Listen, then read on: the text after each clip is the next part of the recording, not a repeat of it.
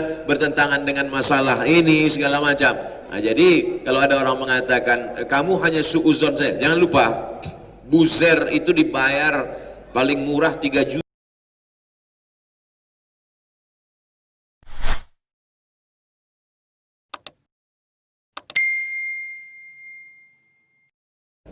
Yang keempat, kita selalu dituduh ustadz janganlah berprasangka buruk. Memangnya kalian sudah paham? Jadi metode yang kita pakai ini dua. Pertama, imma mujtahid wa imma ayyakuna muqallidan. Jadi kalau kita merasa kita mampu, kita mujtahid. Kita baca betul draft omnibus law itu yang sekian halaman itu, lalu kita coret. Ini yang merugikan buruh, ini yang merugikan bangsa, ini yang merugikan ini. Tapi kalau kita tidak sanggup baca draft omnibus law itu, cukup kita ikut aja ijtihad para mujtahid dari UGM, mujtahid dari kampus, sehingga kita ikut. Yang paling selamat adalah muqallid, dan saya pribadi banyak muqallid. Saya cari poin-poin yang bertentangan, ternyata bertentangan dengan masalah upah, bertentangan dengan masalah perizinan, bertentangan dengan masalah ini segala macam.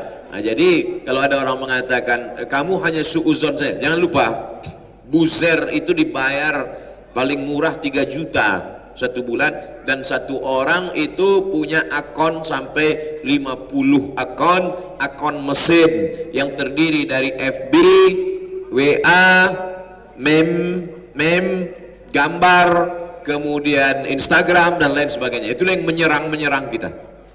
Oleh sebab itu jangan kita kalah dengan akun itu. Oleh sebab itu setiap ustadz punya santrinya anak-anak muda dikursuskan IT multimedia. Setiap ustadz mesti punya akun, mengiklankan akunnya. Nanti saya iklankan, subscribe, like and share. Di situ kita akan bertarung di medsos. Jadi setiap ustadz akan, saya sebagai orang yang awam tentang laptop, yang gaptek, tidak mengerti teknologi, saat saya pergi ke toko beli laptop mana yang akan saya pilih? Laptop yang akan saya pilih adalah laptop yang paling banyak iklannya. Itulah yang akan saya beli. Jadi di dunia medsos, Google itu tak tahu mana halal mana haram. Apa yang mau kita cari disediakan oleh Google. Maka apa yang diketik oleh anak muda sekarang itulah yang akan muncul.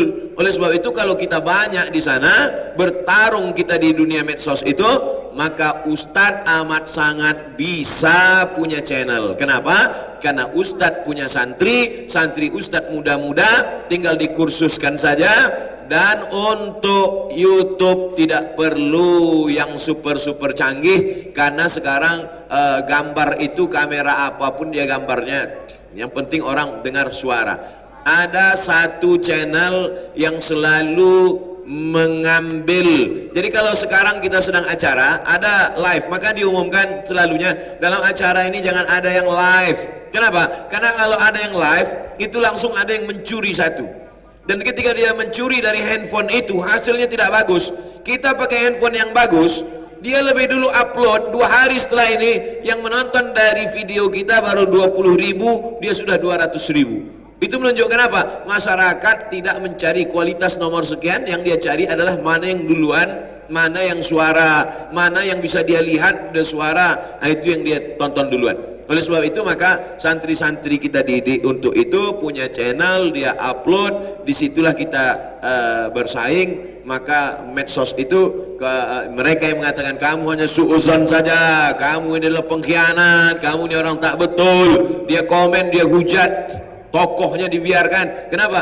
Karena memang buzzer adalah bagian dari politik modern.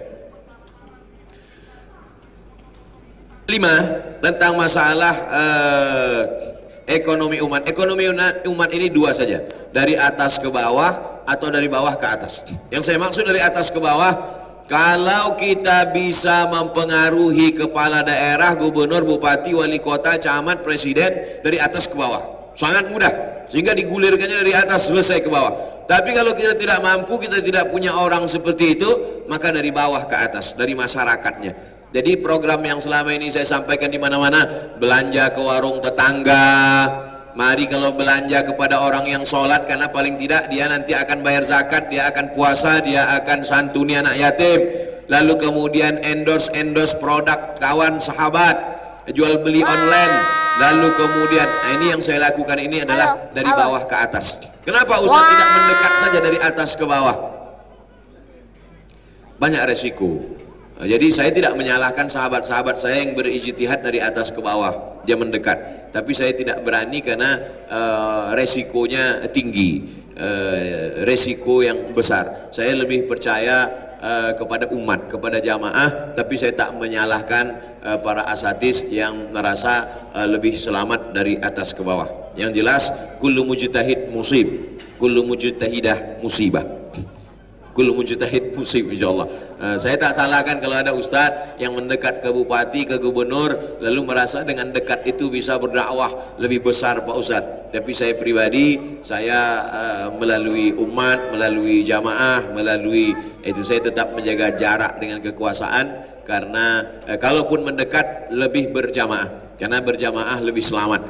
Jadi kalau ada kenapa Ustaz kemarin mendekat dengan Pak Bupati Anu di Palembang? Bukan saya, itu Mas Puro, saya bilang. Itu ijtihad saya, cuma ikut Habib Mahdi aja. Itu lebih bersama jamaah lebih selamat. Saya selalunya demikian. Bukan saya mau lempar badan, bukan saya mau cari selamat, enggak. Tapi saya merasa dengan ijtihad berjamaah itu lebih selamat. Dan selama ini, baik dalam bidang fikih pun, saya hampir tak pernah berijtihad. Saya hanya membacakan ijtihad ulama. Menurut ulama fulan, menurut Syekh fulan, menurut Habib fulan, saya hanya menyampaikan apa yang saya dengar, apa yang saya baca. Jadi saya kira demikian. Wallahu a'lam bishawab.